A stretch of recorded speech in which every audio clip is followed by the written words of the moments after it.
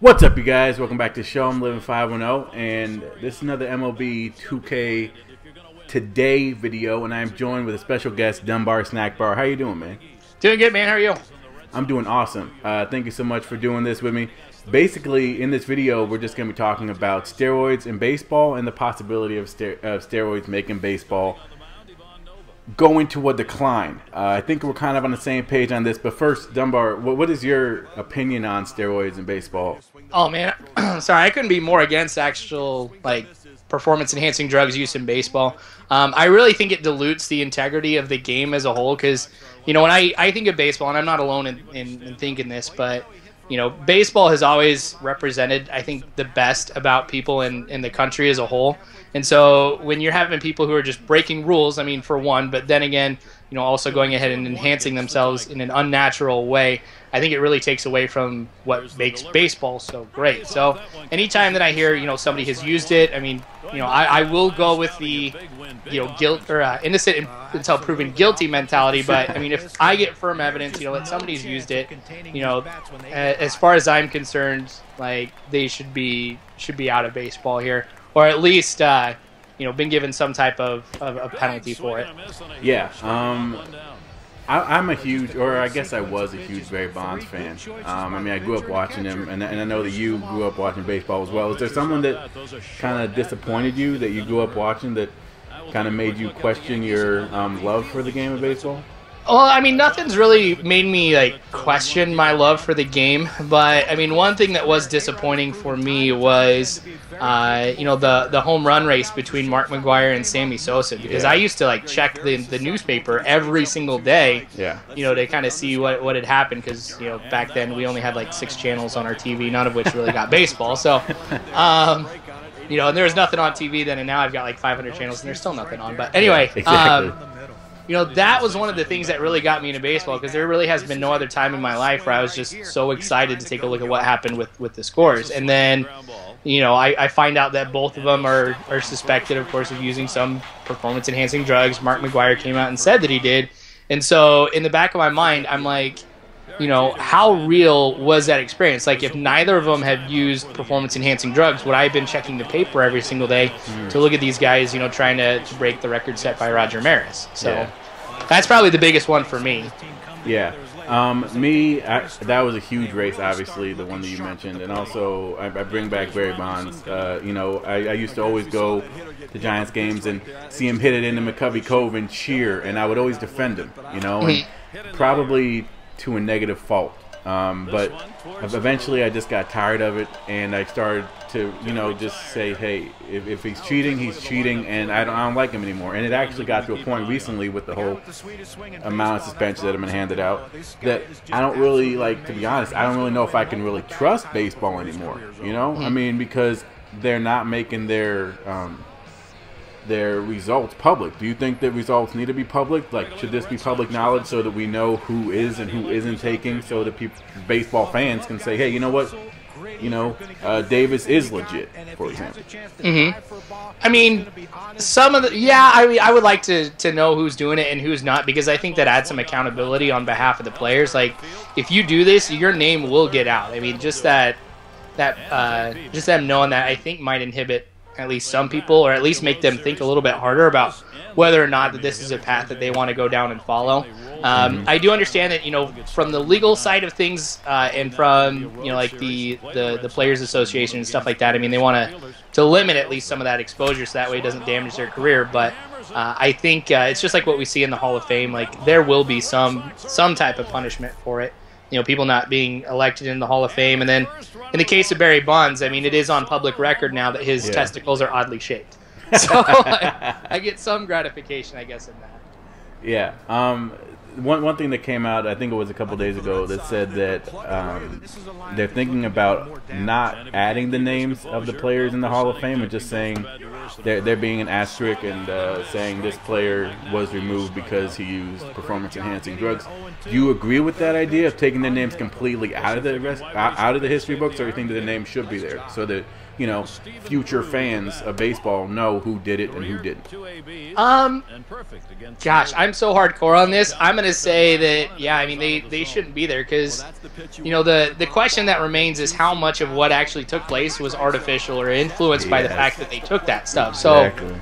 So I'm going through and spoiler alert. I mean I've got Jason Hayward on my franchise mode who hits in the 40-40 club, and so I'm taking a look at who else has been inducted into the 40-40 club, and you've got Jose Canseco, Barry Bonds, Alex Rodriguez, and Alfonso Soriano. And so you look, three of those names on there are tied into performance-enhancing drugs somewhere, and you've got like Jose Canseco and Barry Bonds, each of which hit 42 home runs, and you can't help but think that maybe two of those home runs just went over by a few inches because of that added boost, given to him. So, it's like if that went ahead and did something like the 40-40 club, I mean, what else do you have over the span of an entire career? Since you don't know, I think that that they should just be taken out. Yeah. There's been a whole lot, and I think there's been more hitters that have been caught than pitchers. Do you think there's a reason for that, or do you think that pitchers don't really use as many performance-enhancing drugs as hitters do? I don't think that pitchers use it as much because there's been so much more focus on control, which is more of a actually working it out than actual like sheer power of a pitch. So when you have the Rocket, who is known for, of course, blowing fastballs right past players, that's where performance-enhancing drugs, come into play. But if you got somebody who's more about finesse and break of the ball, steroids doesn't do basically anything for that. So I think because, baseball and the excitement that a lot of people see in baseball is more around the big hit. Yeah. I think that influences hitters to do it more. Yeah. Let's quickly talk about the suspensions that got dropped recently. They got suspended for 50 games, which is about 1/3 of the season. Do you think that that's justified? I personally don't. I think that's ludicrous, and I think it's totally stupid that they could potentially come back if their team were to make the playoffs and play in the playoffs. But do you think that punishment was justified, or do you think that they should be, suspended for a whole season or maybe longer? You got to be fair on this here, and I think that with everything that happened with the whole biogenesis stuff, I think that the way that it's set up right now, you have to follow it, and it has to be fair across the board with the 50-game suspension. And I see it kind of a little bit as like a plea bargain type of thing too. I mean, nobody is really fighting it, and I think except of course A-Rod. But I think if it was something here where, they weren't going to go ahead and accept it and everything like that, there might have been grounds to extend it more, but I think you do have to be fair across the board. It can't be like, well, this person gets 50 games, this person gets, however many. I know Ryan Braun's situation was a little bit different here because he came back and said later on, I lied about everything the first time that you guys had accused me of anything. Him coming back saying, I would never do anything like this, basically, how dare you accuse me of it? Yeah. And then next year he's just like, well, whatever. So I think he deserves, that longer suspension on there. And of course, what we're hearing about A-Rod as well, he of course deserves a longer suspension. But I do think the 50 games, you got to be fair. You got to do it across the board to everybody. Yeah, I definitely agree with you on that. But I do feel like the 50-game policy. Yeah. I don't know who made that policy. It seems like kind of a bogus policy to begin with. I feel like, what were they thinking? And it kind of brings me back to the point of I don't really know if I can really trust baseball because it seems like they're only really in it for the money, and they're gonna come back, and the players gonna come back, and money's gonna start coming in. So. Me personally, I feel like the policies that were set in place should have been longer, but I see where you're coming from, where the policies are set in place, and you definitely need to follow those. Oh, I'd be down for more than 50 games on a first offense. Yeah. What do you think a first offense should be? Gosh. Like I said, I'm hardcore on this. I might say, I don't know, I might go 100 games. I want to say like a whole season, but then that kind of brings into question like, well, what if somebody gets caught at the end of the season or something? Do they go through the whole next season or anything? But I'd say 100 games to start off. Yeah. If you really penalize people I mean, it's not going to, there's no way to make performance-enhancing drugs go away completely. There's no way. But if you can get at least a few of these players to think twice about it and maybe be like, well, this isn't a good idea, you know, and if it means like having a more stricter penalty, I'm for that. But what about the possibility of something going into these people's contracts? You know, whether it is if you're caught using, then your guaranteed money goes away, because baseball is known for its guaranteed money. I mean, more than any sport, these players get the most guaranteed money out of any sport, including football players who have a much more physical contact in their sport. So, do you think that the contract should be worded differently? Should be, you know, kind of changed a little bit? Yeah, I mean, something like that, introducing that into contracts, I mean, there's legal precedence for that already. Yeah, exactly. You know, like, you go into work, you take a drug test, and if you fail, you lose your job. I mean, exactly. These guys aren't going to lose their job, but, I mean, they'll lose, you know, some type of a perk for, you know, being a baseball player. So, no, I support it, and it would make you think. I mean, if some guy's not going to sign a contract because he has that in there, then do you really want to have that guy on your team causing you problems and your fans heartache down the road? Yeah, yeah, exactly. Is there anyone in the majors right now that you suspect of using steroids, or that you want to know if they're using any type of performance-enhancing drugs? Off the top of my head, no, I can't really think of anybody. You know, because I do believe that it has gotten better. You know, so it's really not anything that's sticking out in my head, and I think that's partly because we're not seeing all these, you know, crazy things happening. You know, no home run records are being broken. Nobody's even getting close to it anymore. You know, or stuff like that. So, I mean, the direction baseball is taking right now is it's more, you know, the pitcher has the advantage now more than, you know, just about, you know, any other time we've seen in baseball in recent history. So that lets me know. And again, with pitchers not using it as much and hitters are using performance-enhancing drugs more, I think we're kind of leaning away from it. So in my mind, I'm not thinking anymore, well, is this guy using anything? So not so much for me. Yeah. With me, it's the fact of there's so many, it's so negative, you know, to turn on in Sports Center or turn on whatever and see another person getting caught with steroids or whatever it may be. In my opinion, I think that for baseball, testing needs to happen on a more regular basis, and I understand they're catching like one player here and there, but I feel like there's so many other players that have the potential of doing it, and I've just been, you know, I was a huge Ryan Braun fan, you know, I was, and I believed his statement, and then for him to come around and kind of lie to everyone's face and totally tarnish his reputation. It's hard for me to say with 100% honesty that possibly Miguel Cabrera isn't doing something, or, you know, Prince Fielder isn't doing something, or Chris Davis isn't doing something. So, in my opinion, I wish that there would be something that I could say, okay, 100% certain this guy isn't using. But again, like you said, numbers have gone down in terms of home runs and stuff like that. So maybe it is getting better, and maybe for the next generation of baseball fans, they can say, hey, you know what, that era is in the past and this is a better era, hopefully, I guess. Let's quickly talk about the future. Obviously, baseball is on a decline. I mean, ticket sales are going down, and the younger generation isn't really following it as much. They're more into the glitz and glamour of things. What do you think baseball needs to do now? Because baseball is kind of associated with steroid use, to kind of pick itself back up and be appealing to the younger kids that are that have the choice between baseball, football, or basketball. Yeah. Well, I mean, in some respects, I actually don't see baseball in a decline. I mean, I see it, you know, kind of more on the rise, because when you take a look at attendance, I mean, the biggest drop lately was because of the, you know, it's because of the economy and everything in the recession, and then, you know, all these TV contracts and stuff like that are coming out. So now people can watch, you know, the game in their home. But, you know, the thing is, and I hope this doesn't sound like me being a pessimist, but more as a realist on this one, is baseball is, of course, never going to be what it was. You know, the 40s, 50s, the pinnacle of baseball, we're never going to get that again. I mean, during that time, baseball really was the only professional sport, you know, that people were going to and stuff like that. And so we live in a society now where it's instant gratification. I mean, you have to have everything right now. And, baseball, the most exciting times of baseball take place at the end of the game. Your walk-off hit or home run or whatever it may be. Yeah.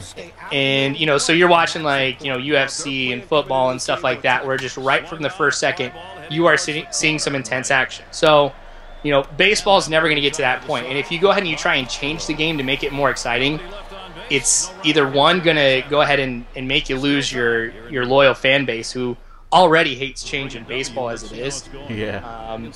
Or you're going to change the game so much that it's not going to be baseball anymore. So, I mean, I think the thing that needs to be done is people, need to recognize and embrace baseball for what it is. I mean, it's one of those things that you go to as a form of entertainment to kind of more relax. I mean, you don't go ahead and you stand up and cheer like at a football game and stuff. So, I think just passing it on, to the next generation like ourselves, sharing baseball, why we like it, playing, catch with, kids and stuff like that, I think is really the best thing that we can do to keep it solid. But I don't know. I mean, I don't see it on a decline. I don't know if I'm necessarily wrong with that, but I don't know. I see it as stagnant, and I'll actually consider that a success given what baseball's up against.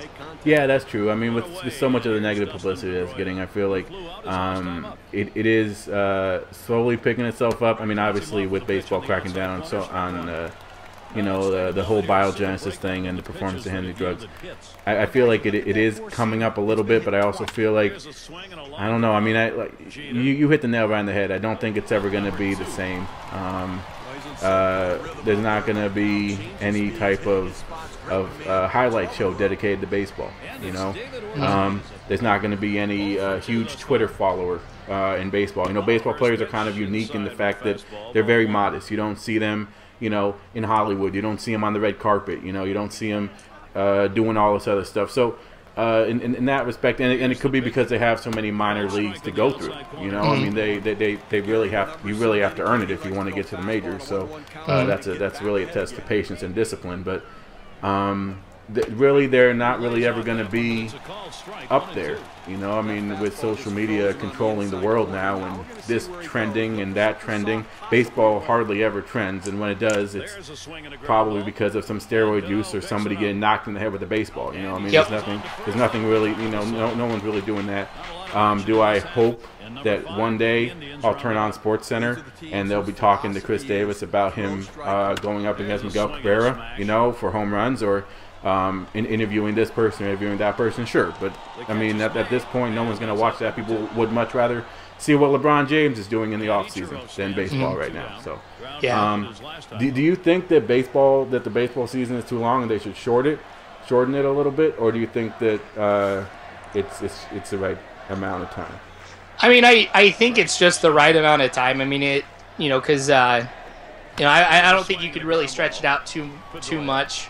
So I mean, I'd never say stretch it out long, because then you're starting to get into late fall where you may have to deal with snow, or early spring where you have to deal with snow too. So I mean, the thing is and again, this is going back to why baseball is never going to be the top sport in America again, but the amount of physical activity that's needed for some of these players isn't as high. I mean, they physically can go and play all these games. Now, from the side of revenue and making money and stuff of the game, I mean, if your guys can play 162 games, they definitely can. I mean, I wouldn't be surprised if if football wasn't as demanding here, if that didn't go for a lot longer than the 17-week regular season.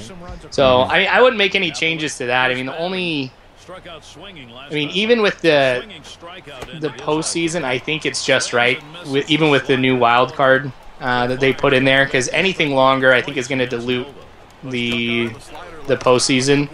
But you also do want to, at least have it as long as it can be. So again, you've got more revenue, you've got more teams, it gets more fans excited about stuff. So yeah, I mean, it'll be interesting, obviously to see our kids see what they think of baseball, and kind of educate them a little bit, because this is our era that we have to deal with. And at the beginning of our era, it was awesome. Baseball was the top sport. It was America's pastime, and now it's kind of fallen a little bit. But at the same time, I feel like once people get back into baseball, once steroids are more regulated, I guess, then it may come back, and hopefully the younger generation will get back on board, and it'll become America's pastime again. At this point, I don't think it is, though.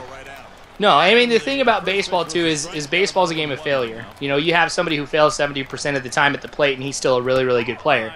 You know, it's those times where he, comes back and does, beats the odds and, gets a base hit is when it's awesome. So, I mean, we can even use, just baseball as a whole to talk about, or the way that I would talk about, this era with my son. I could be like, baseball as a whole failed. Yeah. And something like this. But the lesson to be learned out of it is, and this is, anticipating here that it all improves, is, they came back. And, they beat the odds. They cleaned up the game and things like that. And, it may be one of those things. I think of baseball being great for two reasons. I mean, one for, my personal experience with it, playing catch with my dad and also playing the game, but also two, the things that it has represented in, what it's done for the country as a whole and things like that. So, Jackie Robinson really going ahead and being the catalyst for, the social rights movement here, or civil rights movement. Mm-hmm. And then you've got, for what it did during World War II. It provided, our workers the relief and everything like that, so they could really go through and have we can mass produce everything, which eventually had us win the war. Yeah. And so, you could fit, if this even turns around. I mean, this is another great thing that baseball has done, that they've proved to everybody that, something can be flawed, but if you really work at it and you're, really have your mindset on doing something right, you can go ahead and you can right or wrong. Mm. So, I don't know. It all depends on how it works. I mean, people are going to have to stay clean and stuff like that, and really, come up with the mentality that, yeah, this game needs to be clean. I shouldn't be doing this. But I don't know. Speculation on that one. But I think it could do a lot of good for the sport as a whole if they are able to clean it up. Yeah, exactly. One last thing. And in terms of the minors, with people obviously 20, 19, 21 years old, looking up at these players who are making tons of money, Melky Cabrera being one of them, getting accused of using, not accused, but found guilty of using steroids and then getting a huge contract and making a lot of guaranteed money. As a minor leaguer, for example, you being a minor leaguer, let's say, would you then say, okay, you know what, I'm going to do this, I'm going to have a good year, I might get caught, and then I'm going to, it'll be over with, and I'll say I'm sorry, and everything will go just as planned, and I'll get a ton of guaranteed money. Is that going to affect the minor leaguers, or do you think that the minor leaguers are saying, hey, you know what, that's disgusting, we don't want anything to do with that, this generation, our generation, the younger generation, is going to be clean? Do you think that's going through their heads at all? Well, I mean, I think the minor leaguers have more to think about. I mean, one, they see, the fan reaction and stuff like that, and I don't think any minor leaguer wants to be hated.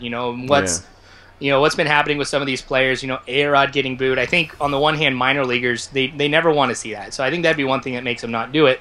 But on the other hand, it's a lot easier, I think, for a major leaguer not want to use any type of steroids or anything because they're already there. Mm-hmm. And so for a minor leaguer, you could be like, well, if I use this will get me to the big leagues. And so I know I've personally been focused on what they're doing at the major league level, but I think more than anything, the minor league level needs to be controlled as much, if not more, really, than the major league is. Yeah, because there's that extra incentive. It's like, well, if I do this, that may be what gets me into the majors and lets me get that big contract, or I'm going to be stuck here in Double-A playing here for the rest of my life. So I don't know. I mean, I think, there are definitely some good people. I mean, the downside to all this is we don't hear about how many people have gone ahead and been offered it and decline it. Mm-hmm. But, I mean, you got to take a look at the risks and rewards for some people and kind of, form a plan around that. So I think the minor leagues, that's got to be something that's monitored just as much, if not more, than the majors. Yeah, exactly. Especially to cut it off at the source, I mean, when they're young, and just make it very clear that it shouldn't be in the game. Mm-hmm. Do you think A-Rod should have gotten a life ban, or do you think that his suspension was justified? From some of this, now, from the stuff that I've read, I have to take it at face value. I mean, it's all speculation and stuff. But, A-Rod, I read somewhere that A-Rod was recruiting people to biogenesis. Yeah, I heard that too. So if you've done that, you weren't just a user, but you were an instigator. I mean, you were the one who allowed this to happen. And for him using, performance-enhancing drugs as long as he's been accused of doing it, absolutely lifelong ban. Because you look at the two people, who I think of most about lifetime ban, Shoeless Joe, which that was just over a World Series. And even then, I mean, there's even some debate as to whether or not he even threw the game, but he still got it. Yeah. And then you got Pete Rose, who bet on baseball, but he always bet for his team. So in those cases, yes, it changed baseball. But I don't think as much as the influence A-Rod would have had with other people, plus, the duration of how long he was doing it. I was in favor of a lifetime ban for A-Rod. Yeah? Oh, man. Yeah, I was in favor of a lifetime ban as well. Now, obviously, I feel like the Pete Rose situation, I feel like if you're going to bet on baseball, I don't know how that correlates to, or how it really goes up against what A-Rod has done. I feel like what A-Rod has done is so much worse. Yep. And if you're not even going to give him a lifetime ban, then what do you got to do in this day and age?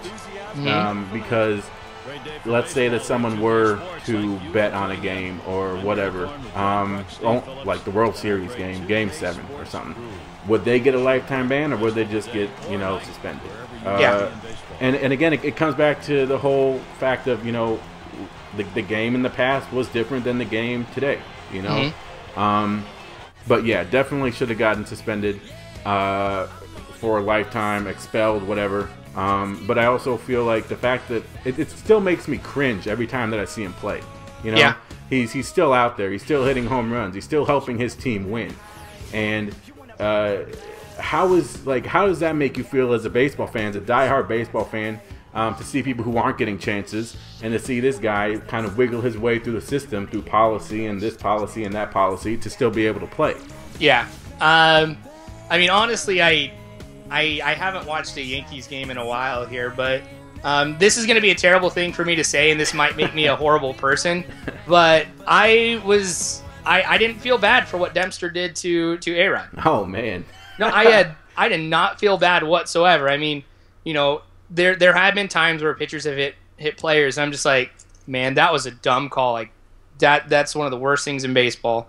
But I didn't feel any remorse whatsoever when he did that. And so, it's like this spot that A-Rod is taking, yeah, it could go to somebody else who's actually been working their butt off, the right way to get to the majors, but he's there. And I think that's the thing about it all in general here. It's like, what could have happened or what should be happening if these guys hadn't used it. I mean, that's all the question in people's mind here, just for anybody who was using it. So, I mean, I don't like seeing that he's still in the game. I understand, he has the right to appeal. So, I mean, in that regards, I'm not angry that he's in there, but I think he's just postponing the inevitable. Yeah. And that's what frustrates me. So. Yeah, he is. Oh, man, I can't believe you said what you said about Dempster. Let's touch on that a little bit. So you agree with what Dempster did to hit A-Rod. I am completely semi for that, I guess. Now, the punishment, I don't know. I mean, because if it seemed to me like he kind of took the law into his own hands a little bit. Like he was like, well, baseball's not going to do it, then I'm going to use everything that I can do to make a statement, so I'm going to hit him. If he had hit him on the first pitch of the count of the at bat, he probably would have gotten a warning, and there wouldn't have been nothing to it, But the fact they threw at his knees, and then he threw two balls inside, and then he went toward his back. It was very evident that he wanted to hit him. And then he got suspended for, I think it was about 5 days. He didn't miss a start. So yeah. I guess I'm just kind of curious how in your mind you can justify him taking the law into his own hands in this respect. Because I mean, in some respects, I see that A-Rod betrayed baseball, and he betrayed every single fan of baseball, you know, by being an enabler and all this. And so I can't do anything whatsoever to A-Rod to express to him my frustration in what he did. And so, well, I don't want it to come off that I'm ever in favor of somebody intentionally hitting somebody. But when A-Rod got hit by Dempster, there was the part of me who was just like, I can't do anything. Dempster just did something. And the statement that he made wasn't just because of, you know, what A-Rod did to Dempster, but it was he did it because of what A-Rod's doing to baseball as a whole. So I felt like that Dempster gave some of the punishment that I would want to give A-Rod if I was able to, you know, be in his presence or something like that. Like, and it seems like there's no punishment whatsoever that A-Rod is getting right now. Exactly. Yeah. You know, so to see him get something, even if it was just a bruise, was a little bit gratifying for me. Yeah. So. Yeah, for sure. All right. Thank you so much, Dunbar, for stopping by, man. I definitely appreciate it. We covered a lot. I hopefully that everyone was able to stay tuned and really follow all the bases, you know. But again, thank you so much for stopping by, man. I definitely appreciate it. Really, when I came up with this idea of talking baseball, there was really one guy that I want to talk baseball with. So, thank you so much, man. No problem, man. Thank you. Yep.